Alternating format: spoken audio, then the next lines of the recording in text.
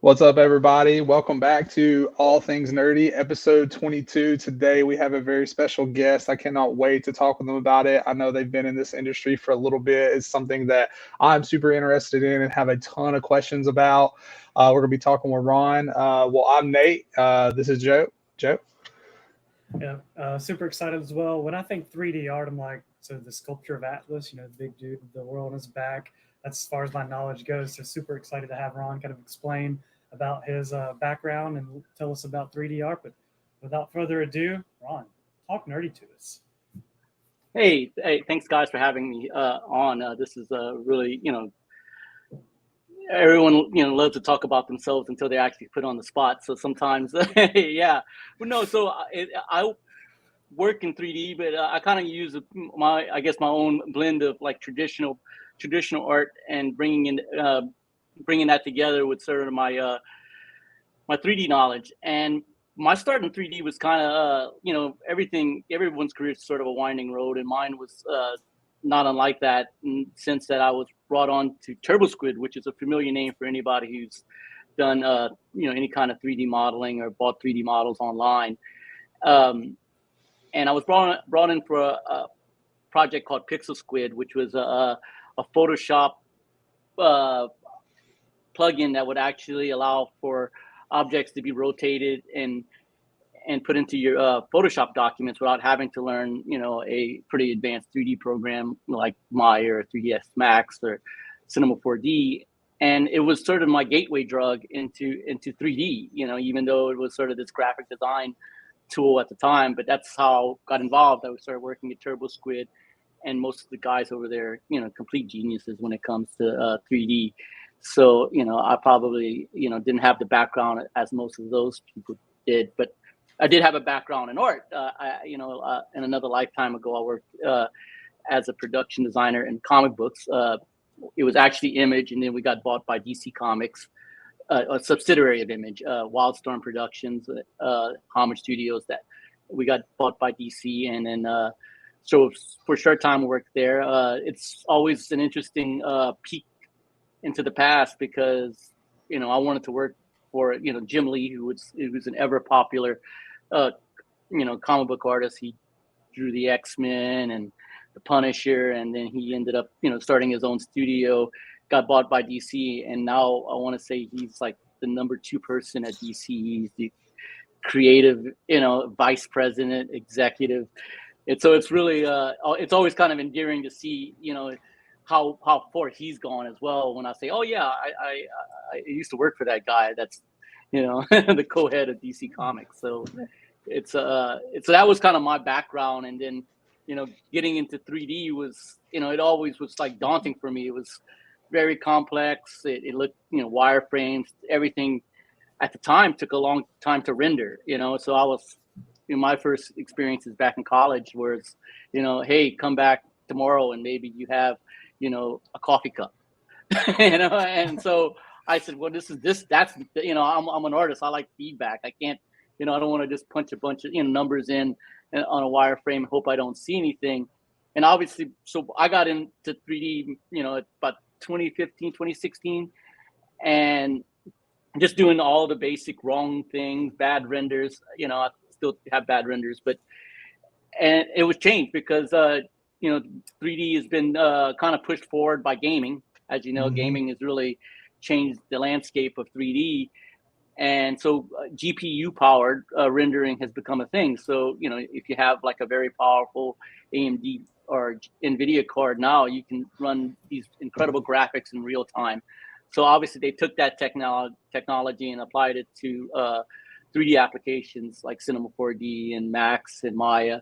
And now the feedback that you're getting while you're working in 3D is almost immediate. So you're actually, sort of creating these environments and these models in a real time situation versus having to sleep on it, so to speak. And that's kind of changed, the game for me particularly, because now I can go and create, these worlds or these ideas that I would have been, and most of the time, like I said, you couldn't see it come to fruition, or you couldn't art direct the scene properly because you weren't getting all the feedback you wanted. If you waited a day for something to render, most of the time you didn't have enough time to come back and say, well, I wish the lighting was a little different, or the sky was a little different. You had to live with it. And so a lot of things kind of culminated with GPU rendering to get me sort of involved with 3D more. And so I use like Cinema 4D and Blender and Unreal now. So those have been my tools of choice. And it's kind of like the new school tools of choice. A lot of the older 3D guys are like Max and Maya. And so I felt like I came in at the right time. Although, 3D is like almost any other computer, application or language or whatever. It's always forever changing. What we're doing now, may not apply till tomorrow artists. So it's just a creative landscape. And like I said, it's ideation. I can really do quick ideation with it. And I know that kind of dovetails into AI, but we'll talk about that later. But yeah. There's a little bit of. I had a quick question. So you just mentioned like how it's ever changing, like there's new technology constantly emerging, stuff like that. How do you stay up to date with like the latest trends and like developments in the 3D art industry? I think it's following other guys that I really admire. There's people like Ash Thorpe, Winbush, John Jurabayev. These are a bunch of names. Maybe there's some show notes I can name drop these people for people to follow. Because I started looking at Instagram or social media or Vimeo, and I was seeing some incredible work. And we've seen it all at some point. But we just didn't know who these people were. If you watch the opening titles to almost any TV show, those guys are probably working on it. If you're watching Game of Thrones or True Detective or Severance, there's these really heavyweight 3D artists that are working on it. And so I follow those guys kind of intensely and see what applications and what programs and engines they're using. And that's kind of how they kind of leave a breadcrumb behind for me, if you will, or behind them to follow, if you will. And so I kind of follow their lead. Also, software is always updating, and sometimes you just have to learn the new features. In fact, like Unreal is about to update to 5.3. So you're kind of seeing what the new features are, and things that you would assume, sometimes you assume it already works that way, don't work that way. But the features are showing you, oh, you can actually do this now. And it kind of gives you, a roadmap of how to kind of, build things, or create things. Yeah, well, I think it's really cool because you keep talking about Unreal. I'm a big time gamer. I love games, and it's almost like a bragging point. Like game runs on Unreal Engine, like you see it everywhere. Like Ark Survival Evolved, if you ever lost a lot of time playing that game, because that's what happens when you play it. They are actually transitioning over to the Unreal Engine in August, and I'm actually going to go back and sacrifice some of my time again to build and all that, just to lose it at some point. But like I'm so excited to see what kind of power and changes it brings to the gameplay because of how amazing the Unreal Engine is and what all they can do with it and stuff like that. So like when you say like you use that, I think it's so cool. Yeah, and every time we log in to play Fortnite with the kids, it's always like right there, like, Unreal Engine. Right. And it's a game changer in the 3D world. Game engines, Unity is another one worth mentioning, but Unreal was sort of the gateway application for me because it can achieve a lot of things that 3D can't in terms of like doing it real time. I may get better renders and scenes out of like the heavier weight programs. They call them DCC programs, digital content creation programs. But anyway, like Cinema and Maya and Max. But you may get better renders, but the real time rendering is getting so good inside of the game engines like Unreal, like production studios or virtual production studio, i.e. The Mandalorian and House of the Dragons are using, Unreal Engine in some form to create, backdrops, and now you're no longer, dependent on green screens. You're having these, real world, real time backdrops and landscapes. And, it's interesting because if you're a compositor or somebody who's doing in post-production, if you're wearing a metal, armor suit, i.e. the Mandalorian, or, a knight, and you're having like green reflections on you, you gotta take all those things out. Now you're having these virtual backdrop screens behind you where there's, it's a sunset and your armor's reflecting that.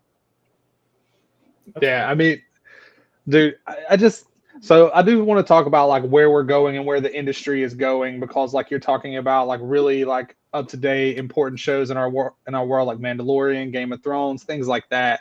And what they can do now is really cool. So let's jump a little forward, I guess, with AI implementing the technology behind 3D art and stuff like that. Where do you see this industry going, and how much better can it get? It's a concern for a lot of the concept artists and a lot of 3D artists out there, but it is going in there is generative 3D arts that's actually coming, and I'm actually going to be talking, and I'm going to actually be presenting or talking about it at SIGGRAPH in Los Angeles in a few weeks. We're going to have some discussions about 3D art, 3D generative art, or models, basically. So what we're able to do, or what we're going to be able to do essentially, is take away some of the the rudimentary models we used to build, like teapots, and although it's great to learn to model that, but a chair or a core or a plane. And so those things, hopefully you'll get to a point that you don't have to get, you can actually type a prompt and get a 3D, a simple 3D model from. I know in terms of illustration and art, it's a little bit more advanced. It's come a long way. You can get some really photorealistic looking, outputs from Stable Diffusion, or Shutterstock has our own AI Mid-Journey, and you're going to see some really good images returning from that. But there is a huge copyright and concern that a lot of artists are looking at right now.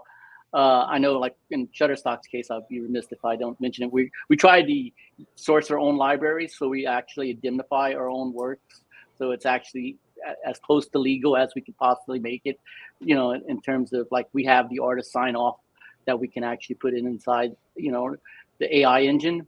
Whereas, a Mid-Journey or a Stable Diffusion, is scraping the entire internet to create their images. And it is producing some interesting results. I'm not going to, sit here and say, oh, it's totally worthless because it's, whatever, it's scraping, real artists. But I do know there's also a tinge of mediocrity to it. If you really have a good eye, he says, well, it does this, but can I actually push this idea further?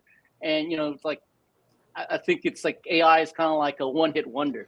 You're going to get that one result, but I might need follow-up results, Yep. from that AI. And as of right now, and I know that landscape is changing rapidly, you still need designers and artists. I mean, I'm saying that as one myself, but to push it further, because right now it's better than it's better to intern. It's probably like a junior designer right now, but it's getting better. But it's one of those things. It still needs to it still needs art direction. Yeah, and I see a trend. Sorry, I see a trend going around out right now. People are using AI to create like professional headshots and stuff like that. But it's like all the pictures that are coming back, if their hand is in it, like the fingers are either cut off or like weird or like claws. So like the AI hasn't figured out how to do human hands yet. So it's like, sure, you can see what you're talking about, how it's like it's learning and continually kind of like you have to prompt it to get better. So that's exactly what I was going to say, is that AI, almost all of the platforms, and it's gotten better. So I've messed around with Mid-Journey, and it's ran through like a Discord server, which is kind of cool and weird at the same time. But like anytime you do anything and you have hands, it might give somebody two left hands, because the AI just, for whatever reason, doesn't understand the concept of like appropriate hands and the appendages and all those things that go with it. It's just kind of funny to see. So like, I've been a big believer in that. AI helps us with our job, and it does not take us away from our job. So the fact that it sounds like that's what you're saying, like it is something Right. you could utilize to make your life easier. But anybody that wants to go out and be like, oh, I don't need to hire Ron because I have an AI, sorely mistaken. Right, but also I think there's something to be said about, that guy wasn't going to probably hire me anyway. No, but there is something to be said about like, hey, all they needed was something to get out the door. They didn't, they needed like something quick or a quicker idea than I was, able to. I say but any graphic designer could provide if they spent their time on it. So I do think it services, that client base better, and maybe that's. Maybe an optimistic outlook is that maybe that's a good thing. Maybe now when you're going to get a designer, you want them to actually do, a specific task and not just exploratory work or whatever. Right. Well, listen. I was going to think back to like when you were talking about how the advancements and how it's continually growing. Like right now, like if a video game is not in 4K, like you get kind of disappointed, right? But think back 10 years ago, if you could turn the little mouse cursor into like a sword, even if it looked really bad, like everybody's like, oh my God, look how cool it is. So like just trying to imagine like what is next? Like what I was actually thinking about, you're talking about like 4K and high res, and I just rewatched Alien recently, and with the commentary. And Alien is what, you guys have to be fans of that film, but it's like one of the best sci-fi films, and it was just low key, low budget, and it was dark. And maybe because it's not 4K, there's something to be said about that sometimes, because it's really, I know they had Alien Isolation that came out a few years ago, but it is one of those things where maybe not, you could still create good content. Now, I'm not saying you need to do, standard definition, a game, but I think you could still do some, like, because your imagination fills in the blanks a lot of times when there's those dark, gritty areas. It looks like, somebody filmed something, with the old, video camera, and I think that adds like texture that sometimes when you're, it's all glossed up on 4K, you almost feel as though there's no mystery. There's nothing left to hide. Or, it's like, oh, I see, I see everything, and and I think even our mind, our eyes don't even work like that. We don't see everything sharply. We just see what we focus on. Yeah, I know that gets so philosophical, but I do think there's great content to be created with even, you don't have to always have the highest resolution. Well, it's like saying, you're not scared of the dark. You're scared of what you imagine is in the dark. Absolutely. So it kind of goes hand in hand with that. It's like what you can imagine, what you can fill in those blanks versus just being able to see everything all the time, no imagination, stuff like that. So yeah. Sure. No, and I think to that point, it was like, I want to say it's like on the commentary for Alien, there's like all these tubes and water leaking, but it's all low, it's dark. It's dark, it's in the dark. It's very dimly lit, and it is like they even say that it's like, is that the alien? Is that the monster? Is that it's not we did this everything's so well lit, and so it's like there's no mystery. Yeah. Well, so Ron, a little bit more about you. What is the favorite project or a favorite project of yours that you have worked on, and or a piece that you have put together that you're just super proud of? And for everybody out there who's listening, if you go look at our post, I posted a picture of Ron and a collage of some of his work around him, so you can go see some of the things he's done. But Ron, what's one of your favorite projects that you've worked on? Oh man, there's always like, I'm always excited for the next thing I do. So I'm always kind of like, it's hard for me to like look back and see some of the things I've done, but I did like this short solar system thing a while back, where kind of like took the spacecraft that I built with Kit Bash 3D models, and kind of went through all the planets in our solar system, because we had Turbo Squid had all these really great models of Mercury, Venus, there, and the sun, and actually doing sort of the 3D version of a science project, if you will, the solar system science project, if you will. I worked on doing some like futuristic versions of of Arabic cityscapes for a short time. I did I actually did a Dune poster for Shutterstock. We have this thing that we used to do called Oscar Pop, where everybody takes an artist that they admire and they kind of combine it, with the Oscar nominated film. So I took Dune and I combined it with one of my favorite comic book artists, Mobius, and I did a project that kind of blended that style. Mobius is kind of pastel colors and thin line work with an idea like what if Mobius designed a Dune cover. I did like how that came out, and actually Warner Brothers or Legendary actually re-Instagrammed it for me, so that was nice of those guys. Because so I like doing that kind of that homage work. I'm actually putting together, I have this oddly dark side to me, so I'm doing this kind of like horror intro right now with this old churches and cemeteries. So that's something I'm currently putting together because I wanted to do sort of a title design piece, actually building a lot of it in Unreal because it's great for longer scenes, and lighting and God rays and all the things that we take for granted when we watch a film. And so I like putting together scenes like that. I'm an oil painter, so I continually oil paint. I actually have a studio here in New Orleans now. It's at an old church. It's event space too. It's called Live Day Hall on 2nd Street here in New Orleans. But anyway, I have a small studio upstairs, so I'm basically Quasimodo. So just painting away. But so those things, like I feel like the oil painting, I learned so much about composition and how to like cheat light, if you will. I understand. Like again, it goes back to I understand how light works and how our mind kind of thinks about what we see and what we think we see. And if I had to go back and talk about my old school drawings, I would probably say I over rendered. I felt like I had this typical comic book influence. You had to show every muscle, every vein. Yeah. Now I feel like no, wait. Actually, there's a lot to be said about the guys who can achieve a lot with less. Mm-hmm. And so it's kind of been my own theory that I've been, and not my own theory, but it's kind of a theory I've been utilizing more of in my work in 3D and in painting. So you just mentioned like how like your old painting kind of affects how you see like your perception of things. Has 3D art influenced like your perception of the real world and like how you observe objects and like environments in real life? Oh yeah, I always I have to me it's like a feedback loop, but it's always funny because there's moments where I'll see somebody wearing like a checkerboard pattern shirt or pants, and I was like, oh look, they didn't texture it.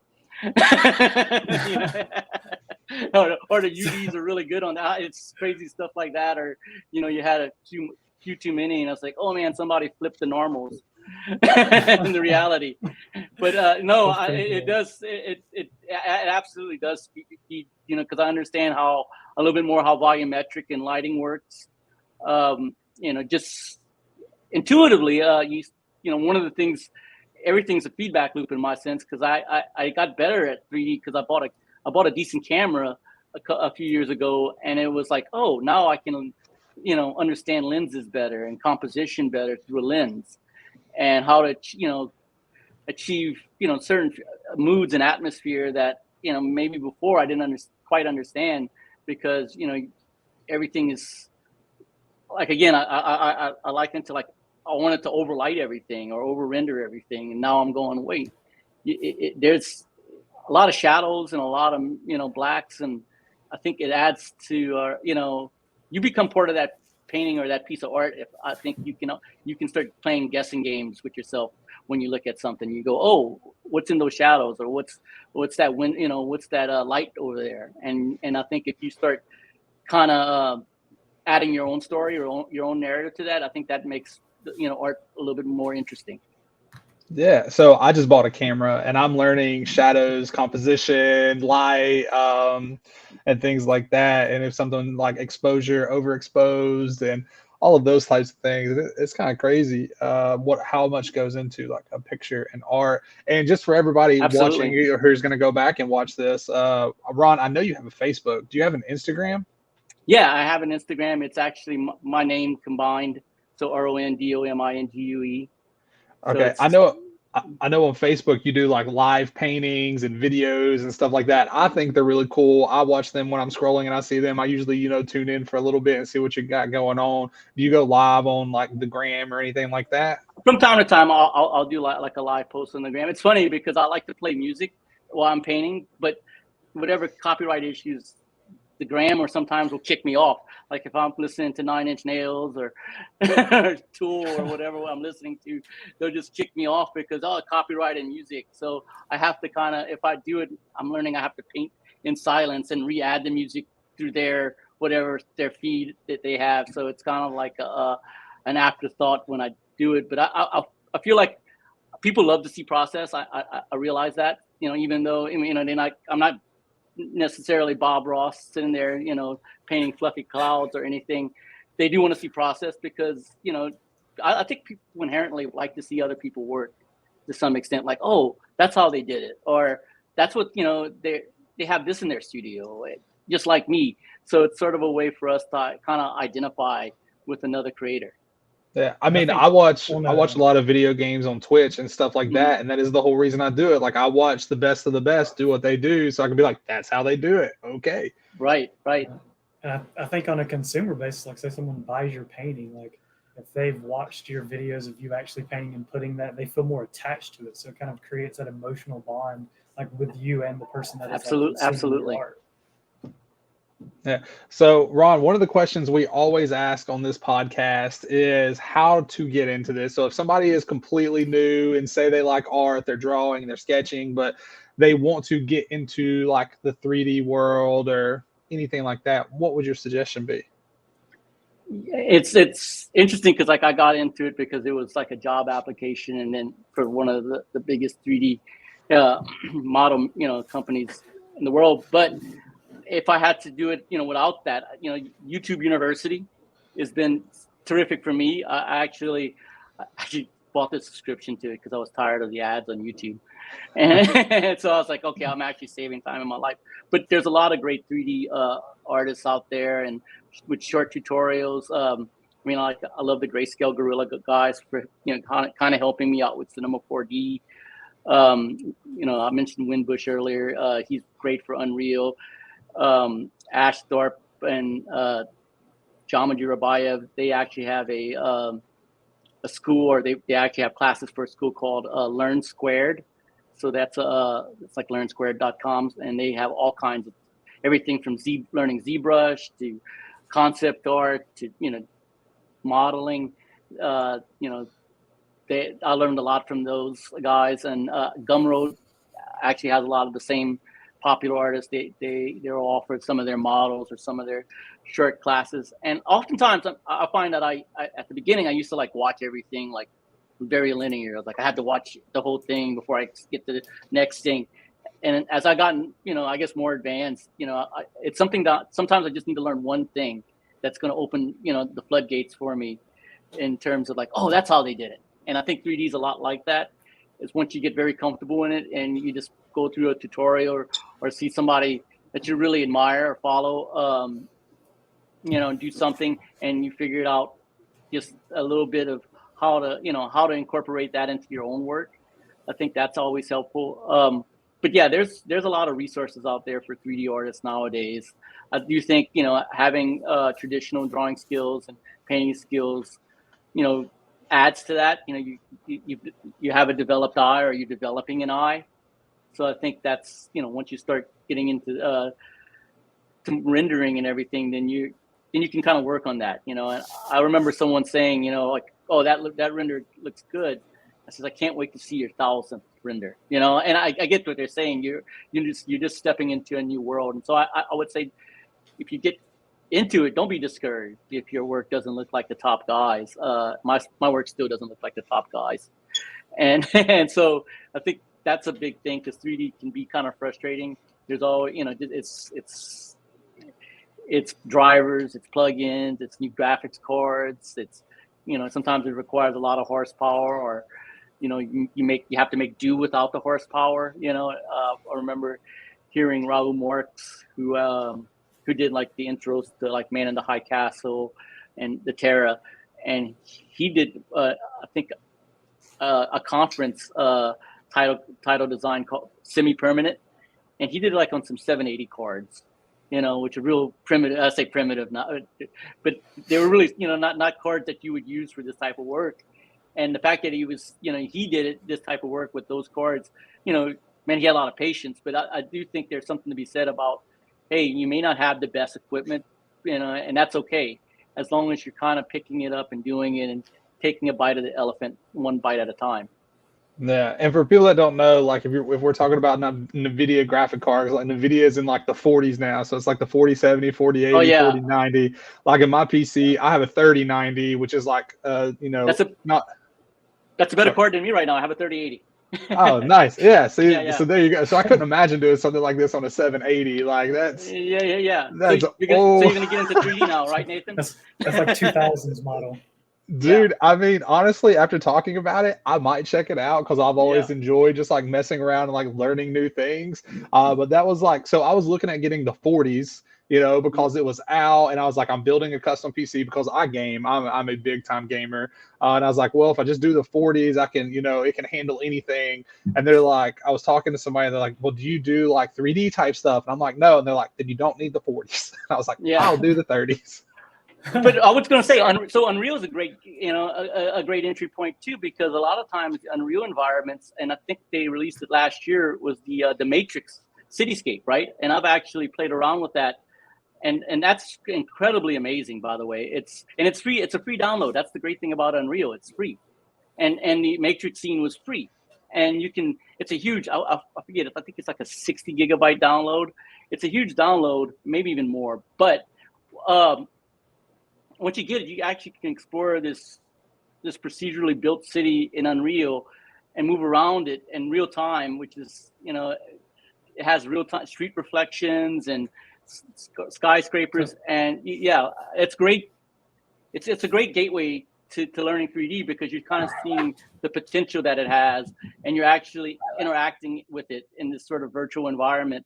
And like I said, if you have a 3090 card, you should zip around that scene. And I think it's really what, it's the all factor that kind of gets me inspired. It's like, oh, wow, I need to learn more, or I can do more with this. So I want to like stress super this. Fancy Minecraft is what that sounds like. Yeah, exactly. But that's what I'm saying. They're always offering free things on their marketplace. So if you, like, they had a medieval scene, it's like, and we all have, our like, I want to do a medieval scene, I want to do a horror scene, I want to do a sci-fi scene. So I think it's cool to have, like, it's basically like these virtual toys that we're playing with as adults. Yeah, so I want to stress this because like this is something that I wish I would have known, because I think it's so cool. So I was very familiar with Unreal Engine because of video games, right? But never in 1,000 years would it be just something that I thought I could access. Like I would never just Google like Unreal Engine, 3. Like that is so cool, and it's just free, and you can just go in, mess around, and like see the renderings. Sure, and stuff like that. I had no idea. That's so cool. Yeah, no, it's like I said, they have a model place and a marketplace. They offer like free models every month, and that's a great way to get started. And you can obviously buy models. There's Turbo Squid's a great place to buy models, but you can put them into Unreal, and like I said, they're like virtual toys. And where I'm a big fan of cinematography, so for me, I may not necessarily want to build a scene as complex as the Matrix, cityscape scene, but I can actually take a camera and sort of create my, if you're a photographer, you can take a camera and sort of moving around a scene and, add motion, animate the camera, and you feel very much like a cinematographer if, the scene is built well, and you can really kind of create a lot of mood and atmosphere. So those things are, that in itself is just fun. Dude, that's so cool. Now, the real question for you, Ron, because it sounds like you know some about computers, at least you do graphics card. Did you custom build your PC, or did you just get one from work, or what? I actually, I didn't build it like port by port. I actually bought it, and then they put it together, together. I want to, gosh, it's power computing or cyber computing. I don't remember who the people were that built it, but I didn't want to do that. It felt like I had like an older PC that I was hoping that I can start figuring out everything piece by piece. But then it felt like, it's like the Camaro that's on cinder blocks in the trailer park. I never was going to get around. I was never going to finish it. It's just going to be an eyesore. And so I was like, no, let me just get someone to build it. This is not where, as like you get older, you kind of like know how to triage your time. It's like, I'm not going to be an expert at putting together computers. I want to be in 3D and want to do work in it. I don't want to be, because guess what you start doing? You start building other people's computer. Yeah. Oh man. Well, you said you like to look towards like your next project. What's your next project? What are you working on? Yeah, as I mentioned, I was kind of doing this horror main title sequence. I kind of started to one of the cool things now is you can is nurse, and it's neuro radiance fields. I think that's what it's called.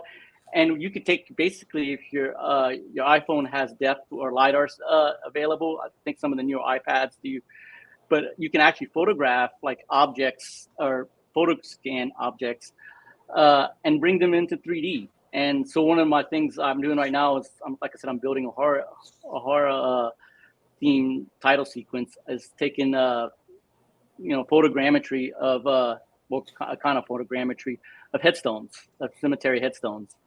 And because it's real easy to kind of get 360 view of, sometimes your dog moves, so you can't scan her. Or your cat moves too much. So you just to take real world objects and actually, bringing them into other scenes. Obviously, I'm taking these scans from, in New Orleans, which has an atmosphere in itself, but I can bring it into maybe more brooding atmosphere, darker, a darker environment. And so that's kind of fun right now to do, because the photo scanning thing has come a long way. And it's getting better because, people were able to actually utilize drone footage. So that's, where, most of the time I can't take a picture of a car or a street car, say, for instance, and photograph the top of it, whereas the drone's getting, all this great footage, this 360 footage that you can put into a 3D scene. And it doesn't necessarily need to be rendered really well. Going back to that, it can, if it's just a background image or something to add, window dressing to a scene. Yeah. Okay. So let's talk your history a little bit. You've done comics. You do, I guess the best way to say it is like regular art, right? And then 3D. What's your favorite art style that you do? Do you prefer regular, like painting? Do you prefer the 3D? Would you like to go back and mess with comics more? Like, what's your dream? Yeah. It's always like a mixture of those things. I'm always finding and I had someone tell someone else about, it wasn't a hurtful way, but it was someone I really knew well, say, oh, I don't know what Ron really, is into or what he's doing, because he seems to be all over the place. And it was kind of like, oh man, maybe I need to focus on something. Because I look at like the oil painting and the drawing as, I call that the analog version of myself sometimes. And there's the digital version, which is 3D. But I do feel that they're like feedback loops. There's a really popular artist named Ashley Wood, who I look at, and I always say he kind of fires on all cylinders, because he has this toy company. He's a great oil painter. He has illustrations, still does comics. And there's another artist, Alberto Miglo. If you guys are familiar with Love, Death, and Robots. Mm-hmm. Yep. On Netflix. Yeah. Yep. If you watch the last episode of season 3, Jabaro, with the siren and the night and the Spanish Night, he did. He art directed that. He's one of those guys that fires on all cylinders. He's also a really good oil painter. And I do think that he would tell you probably the same thing, that he's informed by traditional art. It's not like 3D is in a vacuum when he's working. He's like, oh, this needs more texture, color, or composition. And I feel that it's sort of these pillars that kind of keep the creative house up, if you will. Yeah. Okay. So, I mean, art is about, like, of course, the visual aesthetics, but also like storytelling and like conveying emotions, things like that. So, how do you incorporate like storytelling or emotion like into like either your 3D creations or just like even an oil painting and stuff like that? Yeah, I think there's just always a narrative quality that you can find by, like creating those mystery points, like I mentioned earlier. Like the shadows are a little dark in this scene, and what is going on here. I like a lot of. There's an oil painter named Jeremy Mann who does these incredible cityscapes that I poorly mimic sometimes, but I like cityscapes even in sci-fi when people are doing these advanced buildings, because there's always like a mystery behind the lights that's in the distance, or is this world's huge, watching, like Foundation or something, they're creating, like Trantor and all these, megalopolises. And I just found it, sometimes it's foreboding or formidable look, but I find that I like, that kind of concept work, because it's telling a story. It's telling a bunch of stories, if you will, because you feel like you're part of that narrative. As I think as long as you make the viewer in some way part of that narrative, I think that's, that's where it becomes interesting. It's sort of the, somebody writes a story and you have 1,000 readers, you have 1,000, you have 1,000 different versions of that story, because we actually add our own narrative sometimes. And I think if you can find ways to build narrative, that's where I think you can get people hooked. Particularly like on Unreal or something, you can, sound design plays a role now. You can have people more immersed into your scene. You can take a controller or a headset now and actually walk around some of the scenes you build. And I think that's going to always feel, have a hint of narrative, then maybe, you start building a story. You start saying like, you need to get to point A to point B. Maybe you have antagonists in a way. So I think there's just little things that you can do to kind of build those narratives. But I always feel that narrative will always make a painting or a visual piece of art more interesting. So, Ron, do you sell your art, your oil paintings or anything like that? Yes, I do. No, I do. I actually have. It's been mostly friends that've been wanting to buy it. I'm trying to be more proactive. I have one of those things where I'm trying to get over the oh shucks thing, where like, oh yeah, you want to buy it, nice. I need like two different versions of myself. I need the salesperson. It's like I need a bad cop. Because I'm the good cop. Like if you're in the studio and you say you like the drawing, I was like, oh yeah, you can have it. Whereas I need that person like like an agent. It's like, no, you can't give it away, because I know that's my biggest hang up is, I value my work, but I don't value my work when it comes to just like friends or, people just talking. So I do need, and it's kind of the reason why I got a studio was, people would take you more serious if you're coming to the studio to buy art and you have, you really, have a professional setup and you're not just, a weekend warrior at what you do. And I think, so that's been my thing, is just getting that kind of business side, business acumen up a little bit more, where, talk to salesman Ron a little bit more when you're buying it. And, maybe at one point I do get to hire the bad guy, it's like, hey, I need he or she to be, my agent, so I can save myself from just giving my work away. Do you have so I know you have your own website. And I looked at it briefly, and I saw it is about you, but does your website have like an online gallery where they can go and look at your paintings and things? I've set up a Redbubble back in the day, which is sort of this consignment print. You can just post your prints to Redbubble and you can buy prints there and they'll give you some cash. It's not a lot. I also been dabbling with NFTs for a little while, although I think I might have missed the high point of it.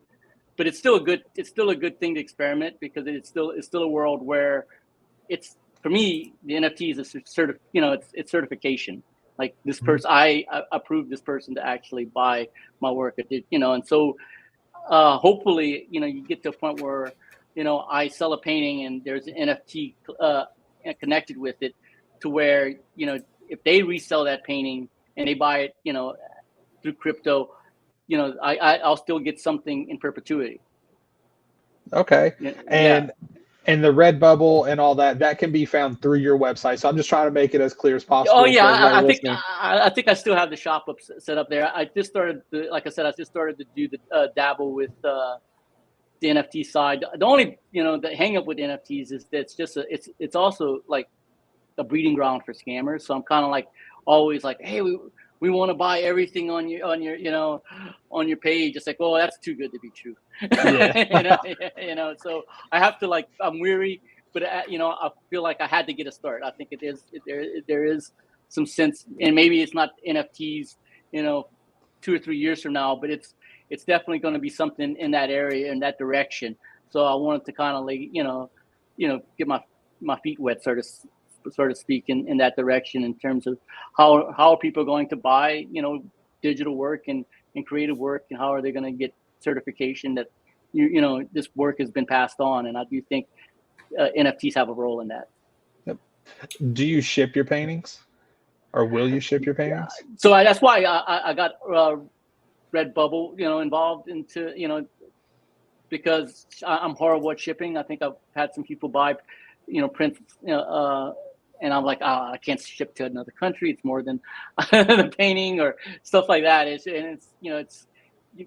It's a task, right? You need someone to package it. You don't want to. I actually, somebody bought a print or a painting of mine. It was a Basquiat print, and it was one of the founders of Etsy, by the way. And he's a terrific artist as well. And he bought it, and it was damaged when he got there, and I felt bad. It's like, oh man. Yeah, I did a Basquiat portrait for him, and it got damaged, and I felt like I can't be responsible for my packaging skills. So so it's one of those things. It's like you end up you end up being a packaging guy if you start doing it. So I have to be mindful of selling and shipping things, originals particularly. Maybe at some point I'll have someone to do that other than myself. But Redbubble has been my best, like you can buy at least prints and such from that site. Yeah, me and Steph, we're going to Spain for a little while, but when we get back and we end up landing wherever we land in the U.S., I might hit you up to try to get something to put up on our wall, just so I can be like, this is from Ron. And yeah, no, absolutely. Maybe if you're not too far away, maybe it's a drive. I'm sure. Yeah, or we'll figure something out. Man. Well, Ron, I want to be cognizant and respectful of your time. We're already over our 30 minutes by a little bit. Do you have anything else you'd like to share with our viewers or anything? No, I just wanted to say if you guys are in the Los Angeles area, the week of August 6th and 10th, I'll be at SIGGRAPH at the Shutterstock Turbo Squid booth. You guys feel free to drop by and ask me 3D questions or art questions, comic book questions, movie questions, anything like that. I'll be out there. Thank you guys for having me on. I really appreciate it. It's get a chance to kind of have a retrospective of how I work, and because it's kind of confusing. It's sort of the it's the elevator pitch of when somebody asks you, what do you do? And it's like you just feel like Colin and what we do in the shadows. You just start draining their energy. Yeah. Well, we appreciate you coming on here. Yeah, thank you. I hope and I drained your energy. Well, I know what I'm going to do right after this. I'm going to go like Google Unreal and see what I can find, and like I'm going to start messing around with it. So I would have never known that. Yeah, man. Well, thank you so much, Ron. We appreciate you, man. Yeah. You take care. Thanks everybody for listening in and all that. We appreciate y'all. Thank you. Thank you, everyone.